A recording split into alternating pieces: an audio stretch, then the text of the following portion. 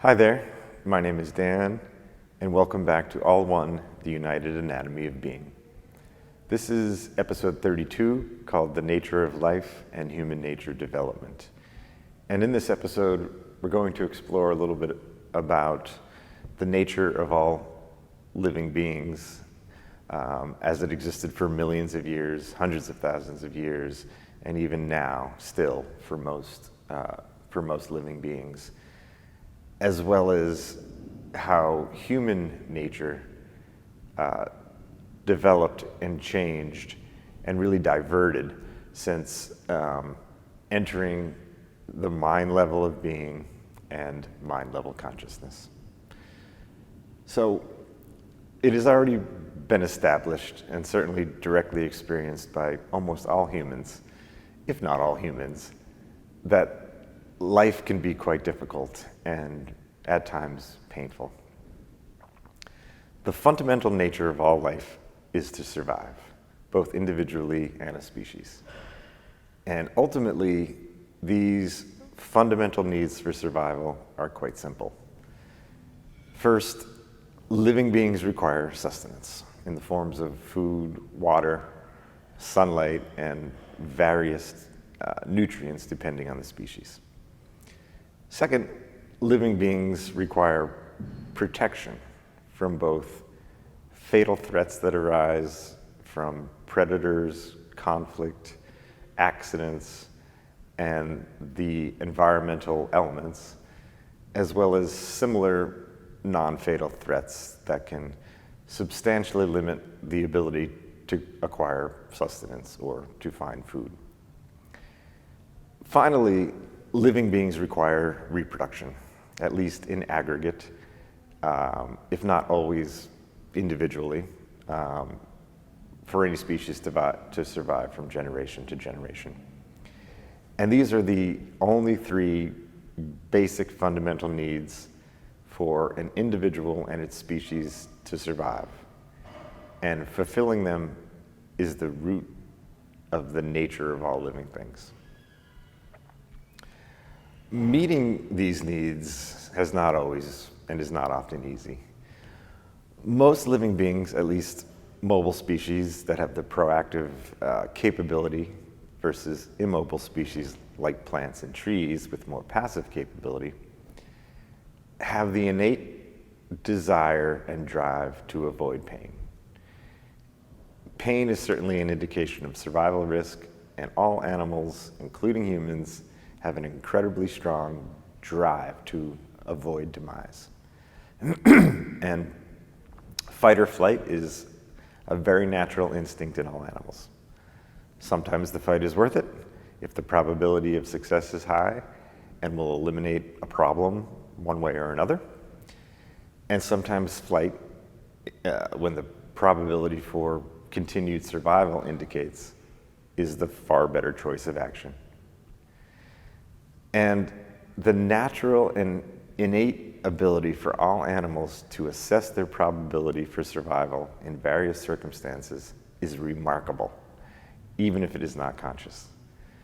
For example, a starving animal may put up a formidable fight against a much larger foe over a potential meal because the risk of not eating outweighs the risk of injury or death from a fight.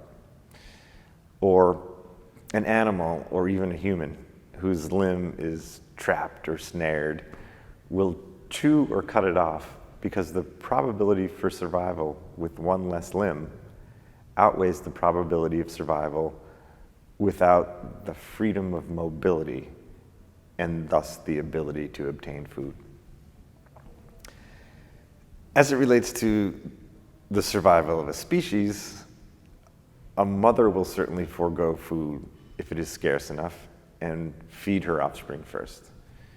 Or alternatively, a group will feed the strongest first at the expense of the weaker, or even at the expense of the younger if food is really scarce enough. Because maintaining the health and strength of the strongest individuals can mean greater probability of survival for the group in terms of protection and the ability to obtain food in the future. essentially, all animals act to avoid pain, and while primarily instinctual or without conscious thought, there is a remarkable ability to assess the probability for survival as it relates to finding sustenance, avoiding harm, and reproducing.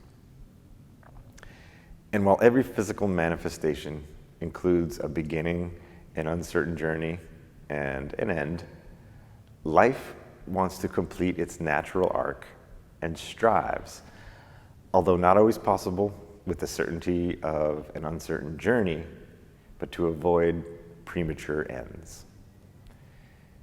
In terms of duality, the opposite of pain is pleasure. It is pleasurable to have a full stomach. It is pleasurable to be and feel safe and secure. It can be pleasurable to reproduce and experience sexual stimulation. And while the scientific verdict is still out on which living species are capable of which, if any, feelings, there is certainly evidence that animals experience pleasure. Animals play, particularly in youth as they learn skills for future survival, but also even into adulthood. And play is not limited to mammals. There is scientific observable evidence that many birds, fish, reptiles, and amphibians also play, and thus seemingly experience pleasure in it. Many animals also engage in sexual behavior outside of the circumstances necessary for reproduction, meaning sexual behavior is engaged not only for the purpose of reproducing, but seemingly for pleasure. And as a few other examples, anyone who has ever owned a dog can certainly attest to the pleasure experienced by the animal over certain types of foods or flavors. And while there is a lack of scientific evidence or proof on whether wild animals experience pleasure when eating, a sea otter casually floating on its back as it cracks into a sea urchin certainly looks like it's having fun. Also, while there is a lack of scientific evidence or proof on whether non-mobile life, like plants, experience anything remotely like feeling, they certainly look much happier and healthier after a long overdue watering. Now, humans have the same fundamental needs and the same fundamental desires to avoid pain, and then similar, if not enhanced, capabilities and capacities to seek pleasure. For a few million years, hominids were not very different in nature than any other animal. And for a few 100,000 years, Homo sapiens were not very different in nature than any other animal. It's also important to point out that most animals and hominids, and very likely humans, at least up to about 10 or 12,000 years ago, lived very much in the now, or in the moment.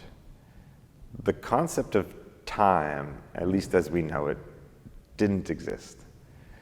There was no saving or storing food for the future.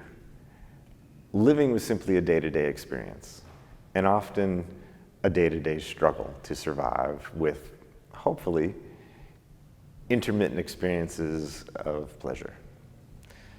But all of this changed with the development of agriculture, the development of a sedentary lifestyle, and the foray of the human being into the mind level and mind level consciousness.